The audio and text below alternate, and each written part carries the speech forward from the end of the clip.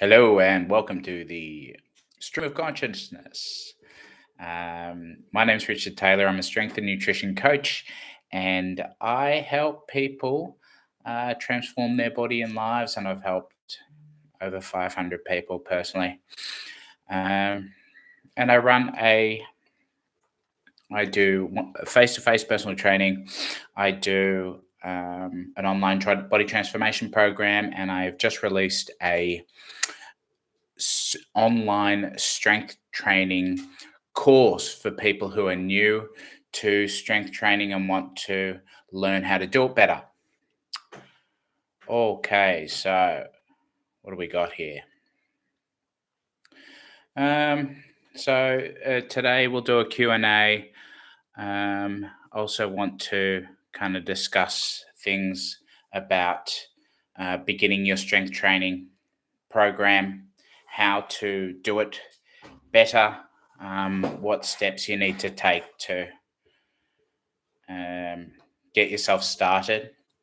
I think that over kind of my many years of working with people and learning the supposedly unique problems of each individual, but realizing that there are so many similarities in the stories that people have for wanting to do strength training, and also the objections they have the reasons they have maybe not joined a gym or started and failed.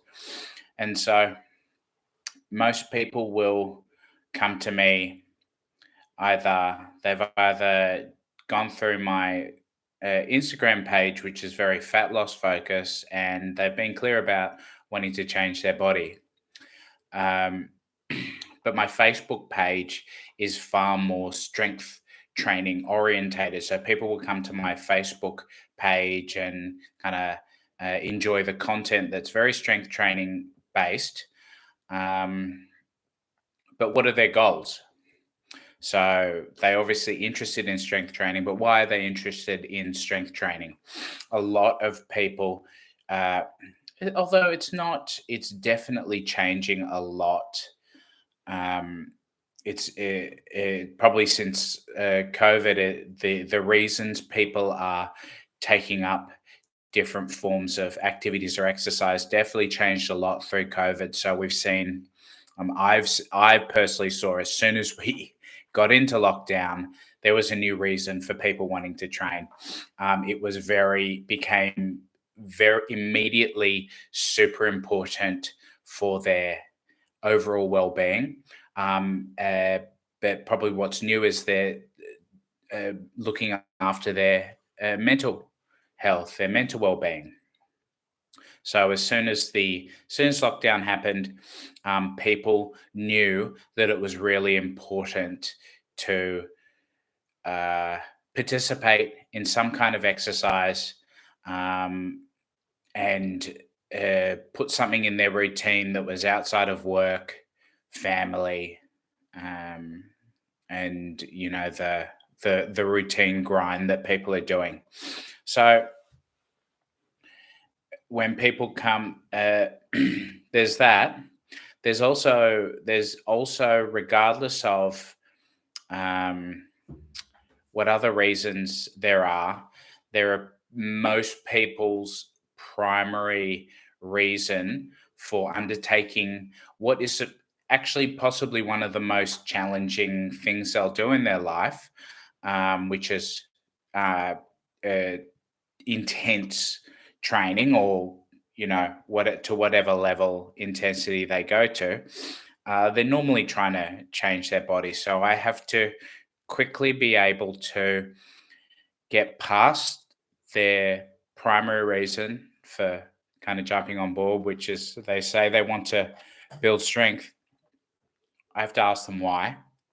And sometimes it's quite difficult to really understand the motivating reasons why. And often it is, sadly, I guess, but it does. That it makes perfect sense that people are doing these strength training programs or any type of fitness program, but we're talking about strength training. people are doing these strength training programs because they want to transform their body. And uh, I don't get a huge amount. I've never really, uh, I've never really, I guess, there are a lot of people who want who feel that they're too skinny, mostly men, um, who want to increase muscle and don't actually care about getting fat because they've never been called fat in their life. They've never had this insufficiency in their life where they are have been told they're fat or overweight or they need to lose weight. So they don't have this burden. They want to increase. They want to increase weight. They don't even mind. They don't mind getting a bit fat. They have no problem with that. But most people are doing strength training now to accompany their fat loss journey, and it's a good thing. Um, I guess strength training on its own, you may or may not know, is not going to do a huge amount for reducing body fat. But a holistic program which includes the right strength training, the right diet, the right nutrition principles, which kind of work together with strength training, and then, of course, kind of like recovery management or stress management. Um, will yield you probably the best result in terms of body improvement compared to a cardio and low carb. Well, cardio and low carb, I'm notorious for saying it's the shittest way to go about trying to transform your body. It works once, and then if you try it again, it stops working, and then you get frustrated because it's not working anymore, and then you go even lower carb or an even higher cardio, and your body knows the drill. It just says no, and you get nowhere. So I guess people are doing coming to me saying they want to do strength training, and then if I don't discover what their motivation is, the type of program might change slightly. The type of program I might recommend might change slightly. So I'll give you an example. I had a new client uh, come in. He said, they said, he said, whatever. Um, they said that they are losing weight too fast. They went from X kilograms, lost 5 kilograms, and they were concerned about muscle loss going into old age because this person was 60 years old. And I said, "Oh, okay, that's a serious, that's a valid reason to want to start strength training, and it's definitely a valid health concern because I think the mortality rate, or the risk of all causes death is less if you're at the higher end of the normal BMI, so somewhere between 26 and 29.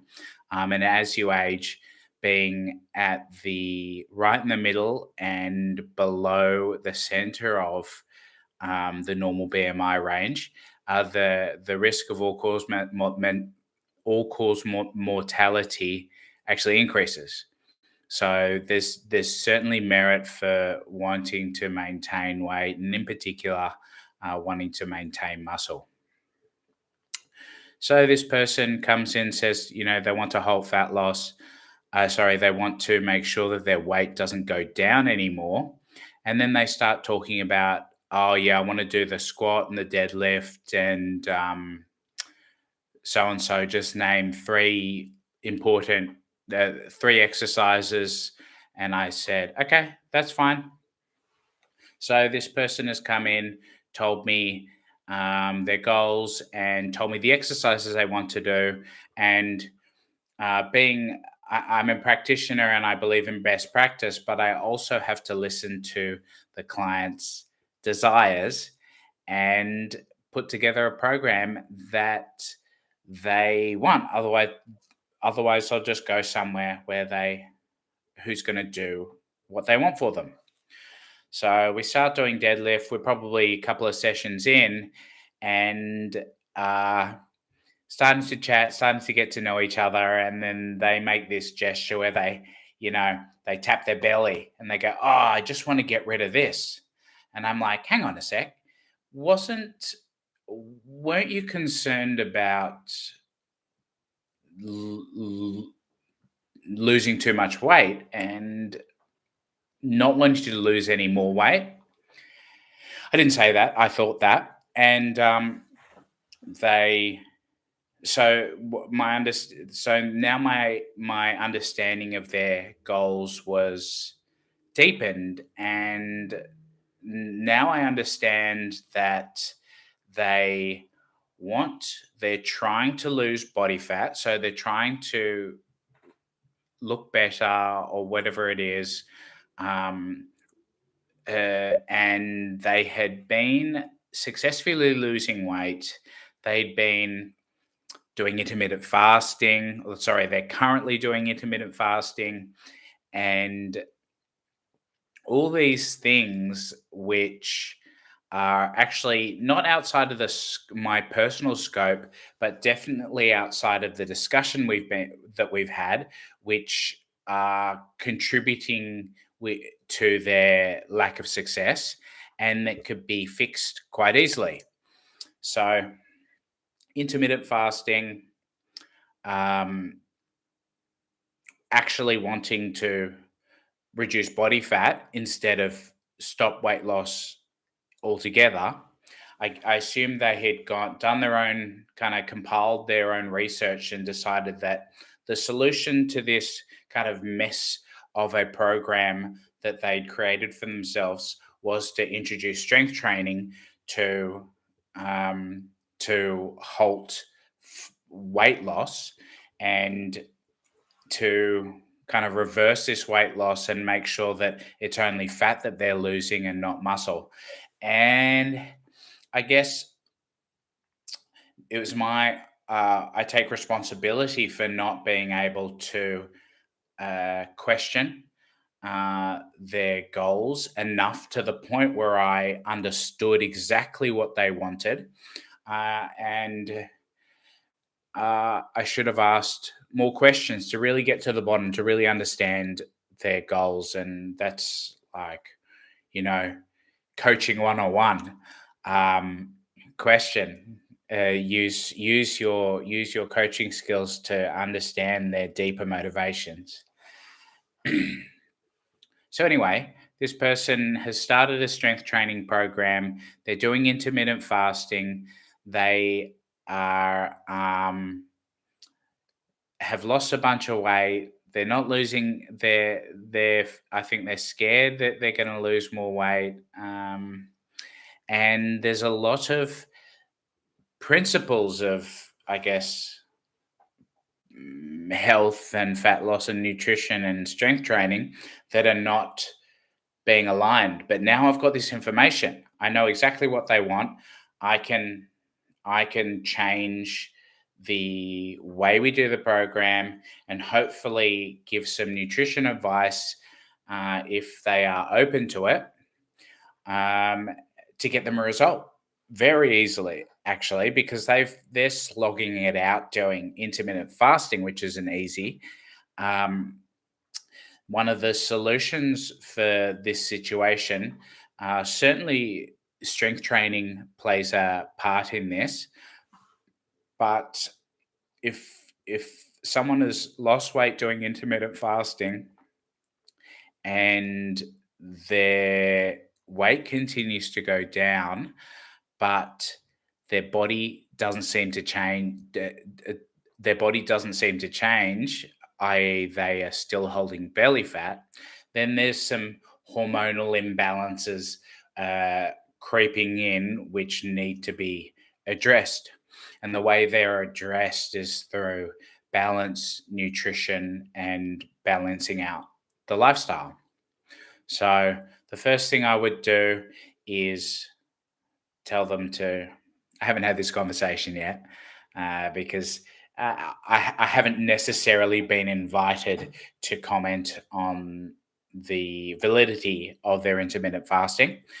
Um, they, I would tell them to go back to some regular eating patterns, and actually, if they are since they're in the healthy BMI range, I would actually get them to track their food via MyFitnessPal and start to make small changes to the amount of food they eat so that their weight stays stable instead of, when I say this, he weighs himself every day. If he's intermittent fasting during the week and he is eating, um, I guess, binging or gorging on the weekend because he has trouble controlling his appetite because he has starved himself during the week, I wouldn't call that a stable weight. I would call that a fluctuation, a weekly fluctuation. Um, so weight goes down during the week, and then they are tired and hungry. They eat everything, including things they would normally not need if they weren't um, fasting. And weight stays stable. Body's all out of whack. So get them tracking their food, reducing their calorie intake. Actually, no, just eating at a maintenance calorie intake, including strength training, and see what happens. So maybe a kilogram of muscle growth, and if their weight stays the same and you do the work required in the gym to add a kilogram of muscle, then there should be a kilogram of body fat gone and hopefully in the right place. The other thing was that they did mention specifically, he mentioned specifically that he wanted to do squats and deadlifts and all these things. And I guess when someone comes to me, I do my due diligence to make sure that they are capable of doing these complex exercises. Um, but if someone wants to come and learn to deadlift with me or learn to squat with me, I'm going to do everything I can to make sure that happens. Because it's as much as it is a kind of a wellness service, it is also an experience. So they pay money to for me to teach them to deadlift. And upon further questioning about this deadlift, I find out that they are, oh my God, check, check, check. Fuck. You're kidding.